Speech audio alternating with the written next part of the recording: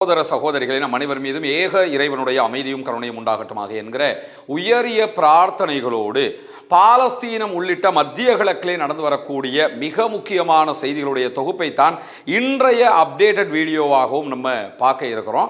இன்னைக்கு நம்ம இதற்கு முன்பதாக ஒரு தனியான வீடியோ வெளியிட்டிருக்கிறோம். அந்த வீடியோவிலையும் இன்று முழுவதும் நடத்தப்பட்டிருக்கக்கூடிய தாக்குதல்கள் தொடர்பாகவும் அமெரிக்காவுடைய வெளியுறவு அமைச்சர் மார்க்கோ ரூபியோ தெரிவித்திருக்கக்கூடிய சில முக்கியமான செய்திகள் தொடர்பான தொகுப்பையும் நம்ம வெளியிட்டிருக்கிறோம். பார்க்காத சகோதரர்கள் அந்த வீடியோவிலையும் தகவல்களை தெரிந்து கொள்கிற அதே நேரம் இந்த வீடியோவில் பல முக்கியமான செய்திகளுடைய தொகுப்பாகத்தான் நாம் இதையும் பார்க்க இருக்கிறோம். குறிப்பாக இன்றைக்கு நியூயார்க்கினுடைய மேயர் ஜஹ்ரான் மம்தானி ஒரு முக்கியமான வீடியோவை வெளியிட்டிருக்கிறார். இந்த வீடியோ நம்ம ரெக்கார்ட் பண்ணுகிற இந்த தருணம் வரைக்கும் சுமார் 46 மில்லியன் மக்கள் ஃபேஸ்புக்கில் அவருடைய வீடியோவை பார்த்துருக்கிறாங்க. அதே மாதிரி அவருடைய ட்விட்டர் எக்ஸ் பக்கத்தில் அதை வெளியிட்டிருக்கிறாரு. இன்னும் பல ஊடகங்களும் அந்த வீடியோவை வெளியிட்டுக் கொண்டிருக்கக்கூடிய நிலையில தான் அதிலே அவர் தெரிவித்திருக்கக்கூடிய மிக முக்கியமான செய்தி என்னன்னு கேட்டா, மேயராக எனக்கு நியூயார்க்குக்கு வரக்கூடிய இஸ்ரேலிய பிரதமர் பெஞ்சமின் நெதன்யாகுவை கைது செய்கிற அதிகாரம் இல்லை, ஆனால் அமெரிக்க அரசுக்கு அந்த அதிகாரம் இருக்கிறது. எனவே அமெரிக்காவினுடைய அரசாங்கம் நியூயார்க்குக்கு நெதன்யாகு வருகை தருகிற போது அவரை கைது செய்து சர்வதேச நீதிமன்றத்தில் ஒப்படைக்க வேண்டும் என்கிற கருத்தை அவர் வலியுறுத்தி இருக்கிறார். கடந்த வாரம் ஜஹ்ரான் மம்தானி வெளியிட்டிருந்த ஒரு அறிவிப்புல நெதன்யாகு நியூயார்க்குக்கு வருகிற போது அவரை கைது செய்வதற்கான சட்ட ரீதியிலான வாய்ப்பு இருக்கிறதா என்று சட்ட வல்லுநர்களோடு நான் பேச்சுவார்த்தை நடத்தி கொண்டிருக்கிறேன், சட்ட ரீதியான ஆய்வு கூட்டங்களை நடத்தி கொண்டிருக்கிறேன் என்கிற செய்திகளை சொல்லி இருந்தாரு. ஆனாலும் அந்த சட்ட ரீதியிலான ஆய்வுகளின் பிரகாரம் நெதன்யாகுவை கைது செய்வதற்கு போலீசுக்கு உத்தரவிடுகிற அதிகாரம் தன்னிடத்தில் இல்லை என்று சொல்லி சட்ட வல்லுநர்கள் தனக்கு தெரிவித்திருப்பதாகவும், எனவே அந்த அதிகாரம் முழுவதுமாக அமெரிக்க சென்ட்ரல் கவர்மெண்ட்டுக்கு தான் இருக்கிறது, எனவே நீங்கள் அவரை கைது செய்ய வேண்டும் என்று வலியுறுத்தி இருக்கிறார்.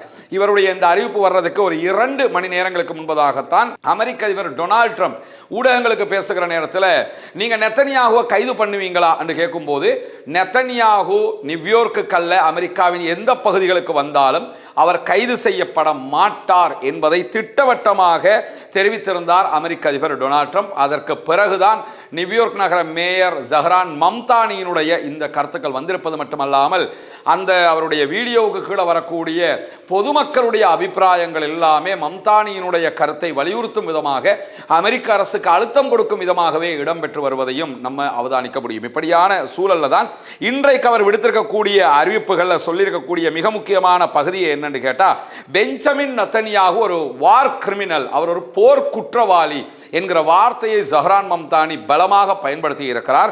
அதே போன்று பாலஸ்தீன மக்களுக்கு எதிரான ஒரு கொடூரமான இனப்படுகொலையின் சூத்திரதாரி இந்த பெஞ்சமின் நெதன்யாகு தான் என்று 2 நிமிடங்கள் பேசி இருக்கக்கூடிய காணொளியில மிக முக்கியமாக இந்த செய்திகளை சொல்வது மட்டுமல்லாம, காசாவில் கைகால்களை இழந்தவர்களுடைய எண்ணிக்கை, இஸ்ரேலிய ஆக்கிரமிப்பு படைகள் வேண்டுமென்றே குழந்தைகளை குறிவைத்து கொன்றதாக கூறிய ஐநாவினுடைய அறிக்கை உட்பட இஸ்ரேல் பாலஸ்தீனர்களை குறிவைப்பதற்கான பல உதாரணங்களை அவர் மேற்கோள் காட்டி அந்த 2 நிமிட உரைக்குள்ளாக பேசியிருப்பது மட்டுமல்லாம 73,000க்கு மேற்பட்ட மக்களை கொன்றதற்கும் பல்லாயிரக்கணக்கான குழந்தைகளை ஊனப்படுத்தியதற்கும் கைகால்களை இழக்கச் செய்ததற்கும் பெஞ்சமின் நெதன்யாகு தான் பொறுப்பானவர்.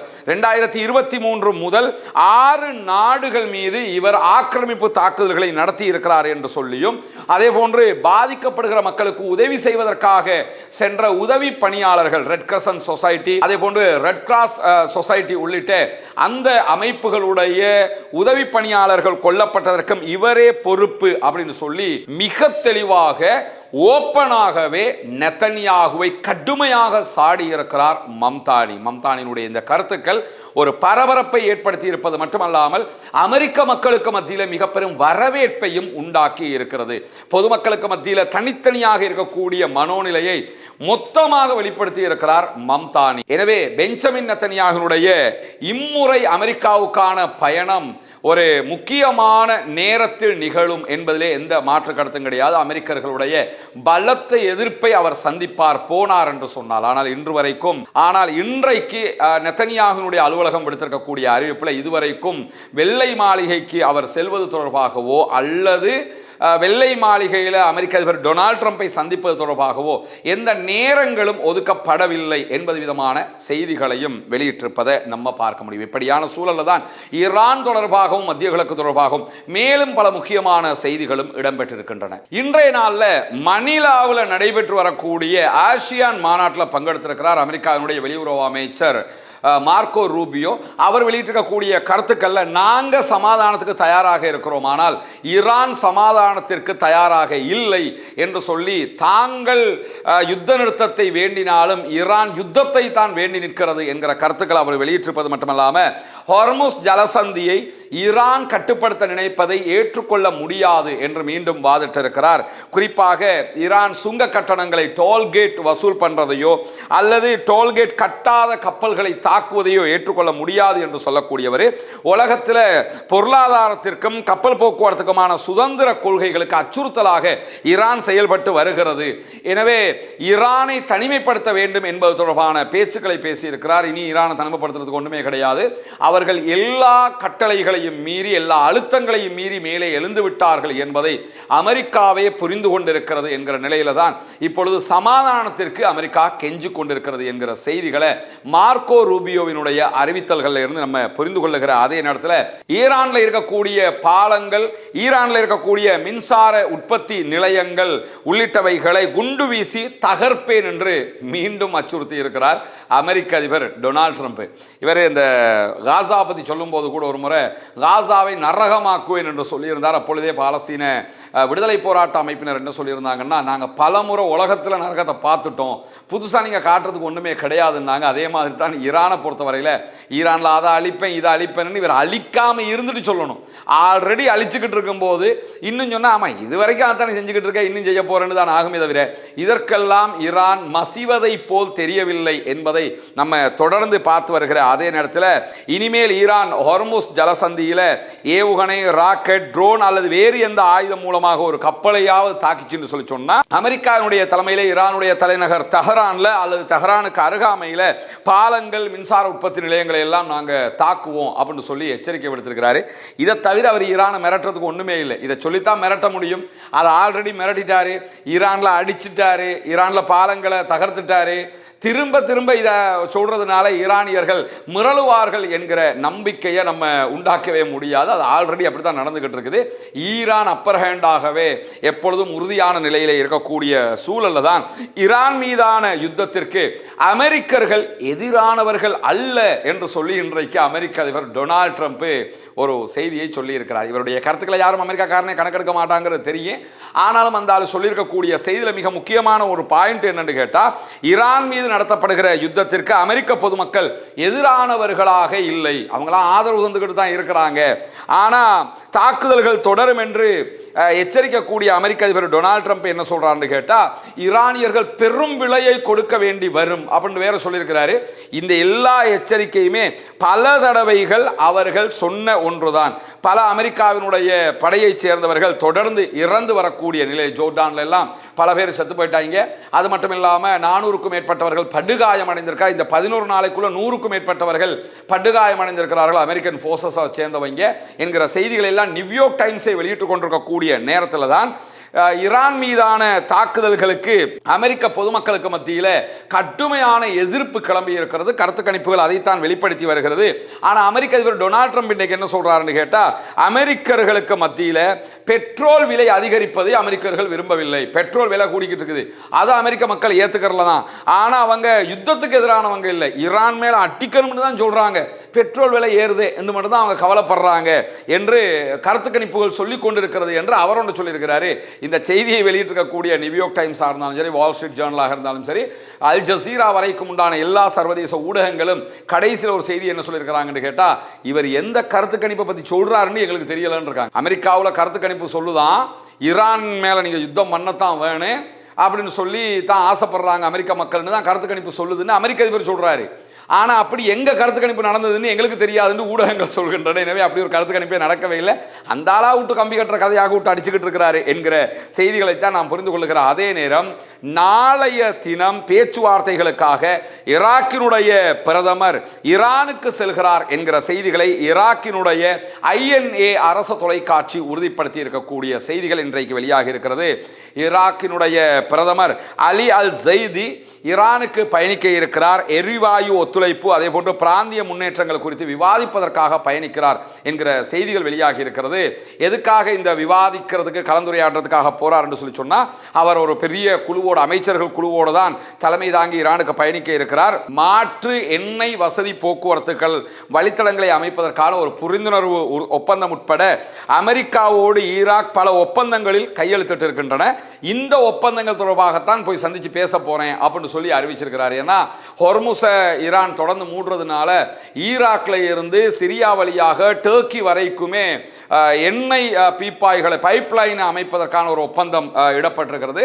அந்த ஒப்பந்தம் தொடர்பாகத்தான் பேச போறோம் அப்படின்னு சொல்லி அறிவிச்சிருக்கிறார். ஈரான் இது தொடர்பாக என்ன நிலைப்பாடுகளை எடுக்க போகிறது என்கிற கேள்விகள் எல்லாம் இருக்கு. இதுல ஒண்ணு கவனிச்சுக்கிறங்க, இதுவரைக்கும் நடக்காத செய்திகள் ஒன்றுதான் இது.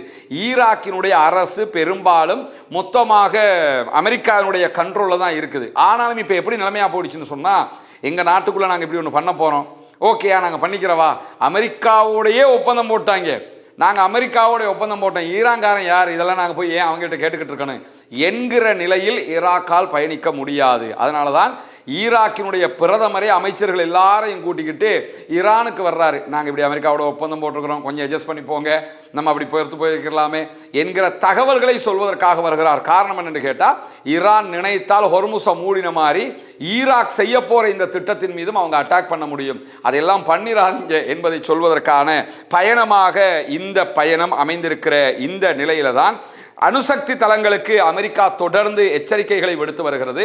நாங்க அணுசக்தியாக அணு குண்டை உருவாக்குகிற எந்த ஒரு காரியத்திலும் ஈடுபடல, ஆனால் தொடர்ந்து இப்படி எச்சரிக்கைகள் விடுக்கப்பட்டு கொண்டே வருகிற நிலையில அவர்கள் என்ன தாக்குதல் நடத்தினாலும் அதை எல்லா விதத்திலும் எதிர்கொள்வதற்கு நாங்கள் தயாராக இருக்கிறோம் என்று ஈரானுடைய IRGC இன்றைக்கு விடுத்திருக்கக்கூடிய அறிவிப்புல சொல்லியிருக்கிறாங்க. ஈரானுடைய பீகாக்ஸ் மலை என்று அறிவிக்க சந்தேகப்படக்கூடிய ஒரு மலை, அந்த மலைக்கு கீழே தான் ஈரான் மிகப்பெரிய ஒரு அணு ஆயுத தயாரிப்பு ஆய்வு கூடத்தை நிறுவி இருக்கிறது என்கிற செய்திகள் வெளியாகி இருக்கிறது. இது நட்டான்ஸ்ல இருந்து 1.5 கிலோமீட்டர் தூரத்தில் இருக்கக்கூடியது. ஆனா நட்டான்ஸ் எல்லாம் பூமிக்கடியில் அவங்க ஆழமாக தோண்டி அந்த ஆய்வு மையத்தை உருவாக்கி இருந்தாங்க. அதுக்கு மேல நிறைய காங்கிரீட் தூண்கள் மூலமாக பாதுகாப்பை பலப்படுத்தி இருந்தாங்க. ஆனா இந்த பீகாக்ஸ் மலையை பொறுத்தவரை ஆல்ரெடி அது கல்லு மலை, கல்லு மலைக்கு கீழே குடஞ்சி கல்லு மலையை பாதுகாப்பா வச்சுதான் இதை பண்ணியிருக்கிறாங்க. எனவே அமெரிக்கா குண்டு போட்டா கூட ஆபத்துகள் வருவதற்கான வாய்ப்புகள் இல்லை. இருந்தாலும் அமெரிக்கா பீகாக்ஸ் மலை மீது அட்டாக் பண்ணினால் கண்டிப்பாக பதிலடி உச்சமாக இருக்கும் என்கிற செய்திகளை ஈரான் இன்றைக்கு விடுத்திருப்பதை நம்ம பார்க்க முடியும். இதே நேரத்தில் ஹொர்முஸ் ஜலசந்திக்கு அருகாமையில் இருக்கக்கூடிய ஈரானுடைய லராக் தீவின் மீது இன்றைக்கு அமெரிக்கா தாக்குதல்களை நடத்தி இருக்கிறது என்கிற செய்திகளை தஸ்னீம் நியூஸ் ஏஜென்சி உறுதிப்படுத்தி இருக்கிறது. ஈரானுடைய நியூஸ் ஏஜென்சி இதுல ஏவுகணை தாக்குதல்களால தீவுக்குள்ள பலத்த வெடிச்சத்தங்கள் கேட்டிருக்கின்றன என்கிறது தஸ்னீம் நியூஸ் ஏஜென்சி. எந்த அளவு அழிவுகள் ஏற்பட்டிருக்கிறது என்கிற தகவல்கள் இதுவரைக்கும் வெளியாகவில்லை. இப்படியான சூழல்ல தான் இன்றைக்கும் பஹ்ரைன், குவைத், ஜோர்டான் ஆகிய நாடுகள் மீது பலத்த பதிலடி தாக்குதல்களை தொடர்ந்து நடத்தி கொண்டிருக்கிறது ஈரான் என்கிற செய்திகளை இன்றைக்கு ஈரானுடைய IRGC வெளியிட்டிருக்கிற அதே நேரம் பஹ்ரைன், குவைத் அதே போன்று ஜோர்டானுடைய ஊடகங்களும் இந்த செய்திகளை உறுதிப்படுத்தி கொண்டிருக்கின்றன.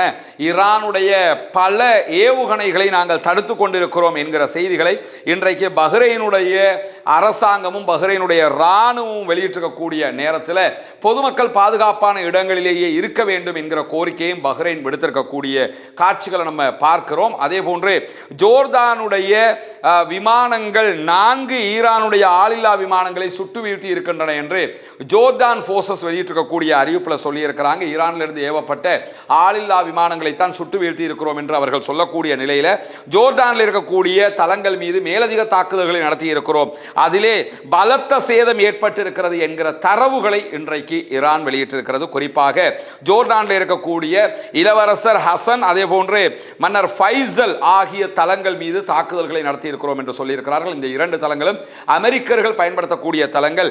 இந்த தளங்களில் F-15 வகையான விமானங்கள், தாக்குதல் விமானங்கள் நிறுத்தப்பட்டிருந்தன. அந்த நிறுத்தப்பட்டிருந்த இடங்களுக்கு தாக்குதல் நடத்தி இருக்கிறோம் என்று சொல்லியிருக்கிறார்கள். அந்த தாக்குதலுடைய அழிவினுடைய சேட்டலைட் காட்சிகளும் இன்றைக்கு வெளியாகி இருக்கக்கூடிய சூழல்ல ட்ரோன் தயாரிப்பு உட்கட்டமைப்பு, ஒரு ட்ரோன் ஃபேக்டரி மேலேயே இன்னைக்கு நாங்க அட்டாக் பண்ணியிருக்கிறோம் ஜோர்டானுக்குள்ள என்று சொல்லியிருக்கிறாங்க. அதே போன்று அமெரிக்காவினுடைய ஹெலிகாப்டர்களை சேமித்து வைக்கக்கூடிய குடோன் ஒன்று இருந்தது, அதன் மீதும் இன்றைக்கு தாக்குதல்கள் நடத்தப்பட்டிருக்கிறது என்று சொல்லக்கூடிய ஈரானுடைய IRGC ட்ரோன்கள் நிறுத்தி வைக்கப்பட்ட இடங்களில் நடத்தப்பட்ட தாக்குதல்களை இன்றைக்கு ஒரே நேரத்தில் MQ-9 வகையான 8 ட்ரோன்கள் அளிக்கப்பட்டிருக்கின்றன என்கிற செய்திகளை சொல்லியிருக்கிறார்கள். அமெரிக்காவிடத்தில் மொத்தமாகவே 125 MQ-9 வகையான ட்ரோன்கள் இருந்ததாகத்தான் தகவல்கள் வெளியாகிறது. அதே நேரம் கடந்த 40 நாள் யுத்தத்திலேயே 24 ட்ரோன்களை ஈரான் அழிச்சிட்டாங்க. இப்பொழுதும் தொடர்ந்து அவங்க அழிச்சு கொண்டு வரக்கூடிய சூழலை இப்பொழுது ஒரே நேரத்தில் 8 ஆளில்லா விமானங்கள் அழிக்கப்பட்டிருக்கின்றன என்கிற அதிர்ச்சிகரமான செய்திகள் வெளியாகி இருக்கு. இது 35,000 அடிக்கு மேல நின்றுகிட்டு துல்லியமாக உளவு தகவல்களை சேமிக்கக்கூடிய ஒரு விமானம், ஒரு ஆளை விட உயரமாக இருக்கக்கூடிய விமானங்கள். இந்த விமானங்கள்ல 8 ஒரே நேரத்தில் அழிச்சிருக்கிறாங்க. அதே நேரத்தில் கடுமையாக 2 ஹெலிகாப்டர்கள் சேதம் அடைந்திருக்கின்றன என்கிற செய்திகள் வெளியாகி இருக்கிறது. சேமிப்பு கிடங்கு மீதான தாக்குதல்கள் தான் இந்த 2 ஹெலிகாப்டர்களும் சேதம் அடைந்திருக்கின்றன என்கிற தகவல்களும் வெளியாகி இருக்கக்கூடிய காட்சிகளை நம்ம இன்றைக்கு அரச ஊடகங்கள்ல, இந்த நாடுகளுடைய ஊடகங்கள் வழியாகவும் பார்க்க முடியும். அதே போன்று இர்னா வெளியிட்டிருக்கக்கூடிய செய்திகளையும், ஈரானுடைய மற்ற ஊடகங்கள் வெளியிட்டிருக்கக்கூடிய செய்திகளையும் பார்க்க முடிகிற அதே நேரத்தில் அமெரிக்க, இஸ்ரேல், சவுதி அரேபியாவுடனான தொடர்புள்ள கப்பல்கள் செங்கடலை தவிர்க்குமாறு இன்றைக்கு ஐரோப்பிய ஒன்றிய கடற்படை அறிவுறுத்தி இருக்கிறது. அமெரிக்கா, இஸ்ரேல், அதே போன்று சவுதி அரேபியாவுடைய கப்பல்கள் எதுவுமே செங்கடல்ல போவாதீங்க, போகிற நேரத்தில் கண்டிப்பாக ஹவுதீஸ் அட்டாக் பண்ணுவாங்க, அவர்கள் விடுத்திருக்கக்கூடிய எச்சரிக்கையாக இருப்பதை நம்ம பார்க்க முடிகிற அதே நேரத்தில் மேலதிகமாக யமன் மீதான சவுதி அரேபியாவுடைய முற்றுகை அறிவிக்கப்பட்டிருக்கக்கூடிய சூழல்ல சவுதி அரேபியா மீதான முற்றுகையை யமன்ல இருக்கக்கூடிய ஹவுதீஸ் விடுத்திருக்கக்கூடிய நிலையில தான் இந்த செய்திகள் வெளியாகி கொண்டிருக்கின்றன. எனவே இன்றைக்கு இதையொட்டி பாகிஸ்தான் ஒரு எச்சரிக்கையை விடுத்திருக்கிறது. அந்த எச்சரிக்கையில ஹவுதீஸ் எப்படியாவது சவுதி அரேபியாவை யுத்தத்துக்கு இழுத்து விட பார்க்கறாங்க, குறிப்பாக சவுதி அரேபியாவை ஈரானோடு ஒரு யுத்தத்திற்கு இழுத்து விட பார்க்கறாங்க. எனவே சவுதி கவனமாக இருக்க வேண்டும் என்று சொல்லக்கூடியவர்கள் ஹவுதீஸையும் கண்டிப்பதாக அறிவித்திருக்கிறார்கள். இந்த கண்டனத்துக்கான காரணம் என்னன்னு கேட்டா, சவுதி அரேபியாவுக்கும் பாகிஸ்தானுக்கும் இடையில ஒரு மிலிட்டரி அக்ரிமெண்ட் இருக்கிறது. சவுதியை யாராவது தாக்கினா பாகிஸ்தான் வந்து தாக்கும், பாகிஸ்தானை யாராவது தாக்கினா சவுதி வந்து தாக்கும் என்கிற ஒரு ஒப்பந்தம் இருக்கிற அடிப்படையில் தான் இந்த கண்டனத்தை இன்றைக்கு பாகிஸ்தான் வெளியிட்டிருப்பதை நம்ம பார்க்க முடியும். எனவே தொடர்ந்து ஹவுதீஸும் சவுதி அரேபியாவுக்கு எதிரான முனைப்புகளை எடுத்து வரக்கூடிய சூழல்ல தான் ஈரான் அமெரிக்காவுக்கு எதிராக அமெரிக்காவுடைய தளங்கள் மீது, அரபு நாடுகளில் இருக்கக்கூடிய தளங்கள் மீது தொடர் தாக்குதல்களை நடத்தி வருகிறது என்கிற செய்திகளும் இன்றைக்கு வெளியாகி